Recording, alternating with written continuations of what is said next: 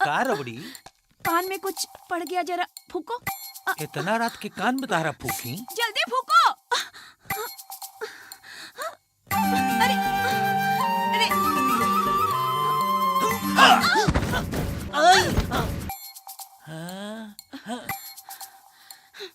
फूकने को बोला, चूमने को नहीं। तो फूकते रहो नहीं। हाँ अरे नाक में घुस गया।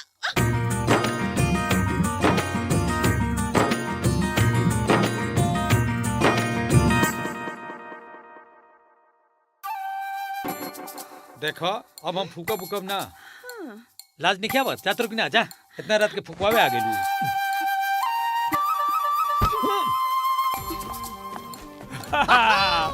बारे पंडित जी। अरे बड़ी राम हो पंडित जी, तू मंदिर छोड़ा, हाँ। सीधा बॉलीवुड ज्वाइन कर। अरे बाप रे, जवान को चुम्मे के चुम्मा होत रहे। इमरान हाशमी के फेल कर दे तू। एकदम। कान में फूकत रहनी है, चुमा चुमी ना करत रहनी है। अच्छा तो हाई देखा, ई देखा,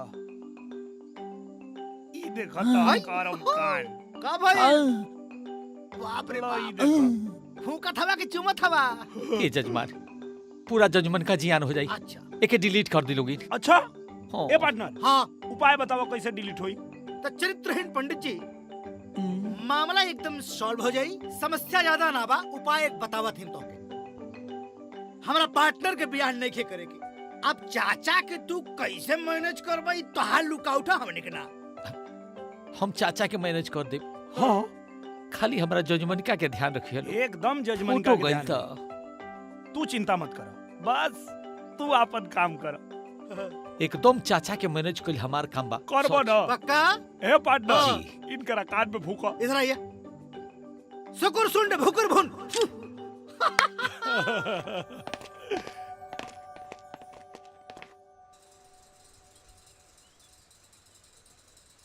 अरे ठीक से पूजा कर ला, मांग ला ऊपर वाला से कि तुहर कुपातर के जल्दी से जल्दी का बियाह हो हो रहल जाए। बा? हाँ प्रणाम पंडित जी, प्रणाम। प्रणाम। अब का सवेरे का शाम, और कब कुंडली में नक्षत्र बदल जाई आदमी के हाथ में है ये नहीं खे। कुशल मंगलवान हूँ। अब आपन दशा और दिशा तो दोनों ठीक नहीं खिलौकत हैं? रात नीरहू के कहाँ कुंडली चाहत देखत हनी? रही। रात के 12 बजे ले देखनी, सीधा शुक्र के प्रवेश बा। अभी ले जौन शादी ब्याह तय के लिए बनी सब कैंसिल करी। लड़का के फॉरेन यात्रा बुझाता। ई रहुआ का कहत हनी? ओकर बियाह विदेश में होई। लड़का भले गांव में पैदा भइल बा, लेकिन संजोग सीधा विदेश के बन रहल बा। अरे पंडित जी रहुआ ई का बकत बानी? अरे हम आज तक ससुर मोतिहारी बेतिया से आगे सोचबे न कईनी, और रहुआ विदेश कहत हनी। लेकिन और वैसे विदेश में कहा? लंदन में।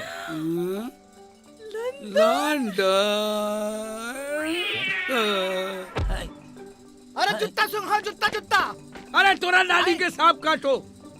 मिर्गी तो नहीं खेआइल बेटा, बाकी एक बात के फुल गारंटी बा, एक जिंदगी में ब्याह कब न होखी। जिंदगी भर रनुआ रही, रनुआ। चुप रही। रवा के का पता पुरुष का भाग स्त्री का चरित्र कब बदल जाए? ये तो भगवान ने के जानत। बिल्कुल। और चाचा जी, हाँ मन लगा अगर ब्याह फॉरेन में हो गए तो हम का कर सकिला? लड़का से पूछा, हाँ, दूल्हा एकरा बड़े के बाद ब्याह एकरा करे के बाद तो हम का करी? तो सही बात बता दी का पंडित जी? बता दी, जब सब सही हो रहल बा तो फिर झूठ काहेला? दुल्हिया आई हो लंदन से।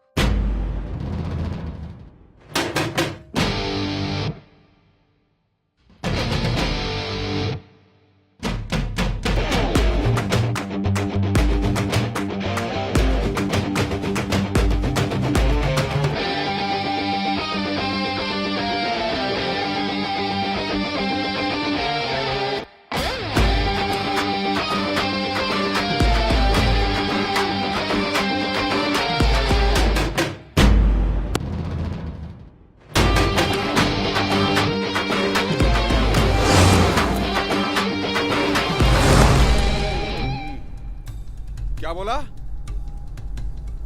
मुझे उसकी लाश चाहिए। देखते ही मार दो उसको।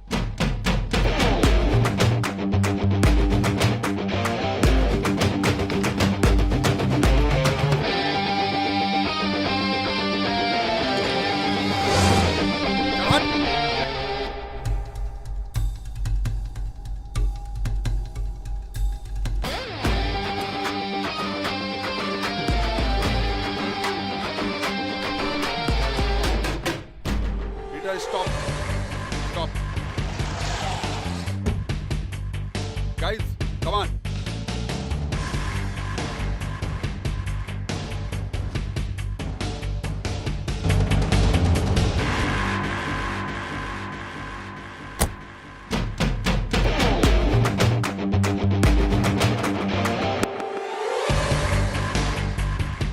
Wow. What a beauty. दिल में उतर जाओ, रानी बना के रखूंगा, वरना जान ले लूंगा। I love you. हाँ या ना? Not at all. कुत्ते को कितने भी महंगे कपड़े पहना दो, वो शेर कभी नहीं बन सकता। सही बोली। चल तुझे 7 दिन की मोहलत देता हूँ, डोली में बैठने के लिए तैयार हो जाओ, वरना अर्थी उठने में देर नहीं लगेगी। बाप की ताकत पर अकड़ ठीक नहीं होती है, कुछ ताकत अपनी भी पैदा कर लो, शायद कोई लड़की पट जाए। और जहां तक रही मेरी बात, मैं तो अपना जूता भी तुम्हारे सर पे ना रखूं।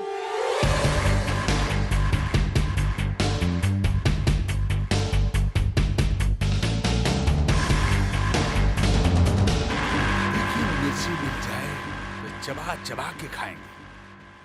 चूल्हा जलाने वाली नहीं, हम पे हुक्म चलाने वाली चाहिए। Let's go guys.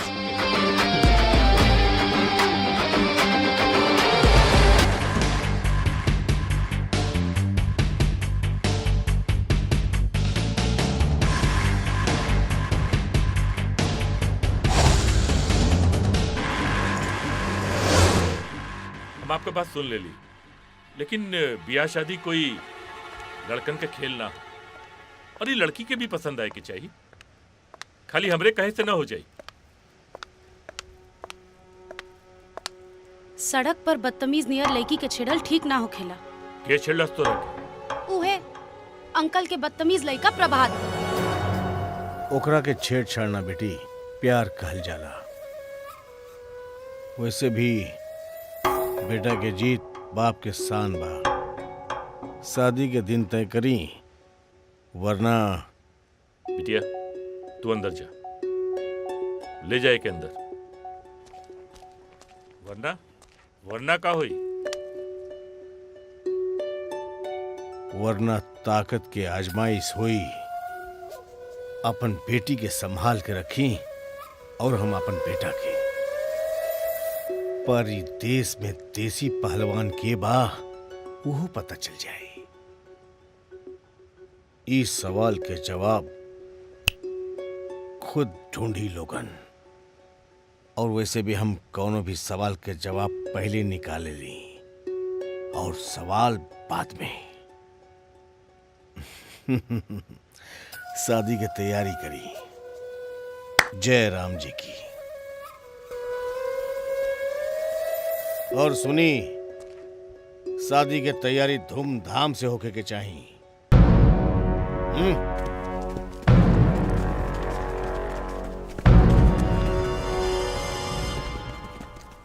ये नालायक के बेटा हमार दामाद ना बनी, वरना हम बेटी के साथे जान दे देब। तू चिंता मत करा, हर शेर के ऊपर सवा शेर होला। हम ही भैरव का ऐसन काट निकालब कि बिहार के आदमी से तका वहां के माटी से भी डरे लगी। हम विदेश में पाऊं चप्पल पहन के ना, आपन चमड़ा सड़क पर घिस के जमोले बानी। परू हवे के विशंभर सिंह।